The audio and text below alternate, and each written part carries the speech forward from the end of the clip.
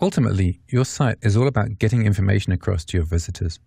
This information is either going to help them choose what to buy, to sign up for a service you offer, or just to let them know more about a topic. Everything else, the navigation structure, the search function, and so on, is only on the site in order to support this task, to get people to the place where the information lives. Having said that, any site with more than a couple of information pages is going to need a way to lead visitors to the correct content. That normally means adding summary pages that roll up content into categories. Typically, these categories are the same as your top-level menu items. Category pages are the top-level pages for each section of the site. They provide an introduction to the collection of articles that make up a section of the site. Category pages work as a drill-down point for information within the section. Obviously, they also help by informing visitors about the key points within the section and allow them to navigate to sub-content. The category page is meant to display just the most important or the most recent information in this area of the site. People can drill down to more detail by clicking on the links to detail pages or to subcategories if you have those too. So within categories, there are often several topics. A topic might be ordered around a particular task, such as planning flowers for a wedding, or around a specific product, such as types of lilies.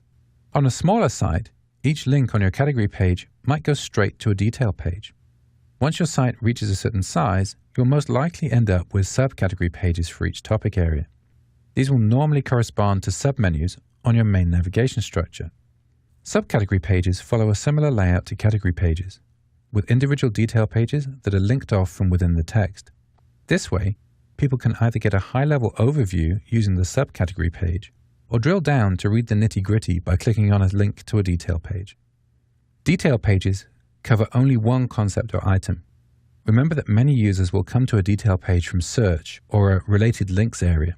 For that reason, detail pages should have a small introduction so that users can orient themselves and understand whether they've reached the right content. The detail page should focus on its core topic. After reading this content, visitors should have the answers they need and be ready to move on. If other detail pages contain similar information, the page should include these in a related links area. This type of page should also make use of resources links to show downloadable content where it's applicable. Detail pages will not usually have an entry in the main navigation menu. In fact, if you think a detail page needs a menu entry, it's probably a category rather than a detail page. What this layout gives your visitors is a way to quickly work out what part of your site they need to visit and different levels of information depending on their needs. If they came in from a search engine, the site's navigation components, like breadcrumbs and related links, will help them to quickly work their way up or down the levels of content to find exactly what they need. Some people might get their questions answered after reading the summary on the category page. That's great. You save them a whole bunch of time and they'll love you for that. Other people will follow the path from a category page all the way through to an individual detail page because the information they need is very specific.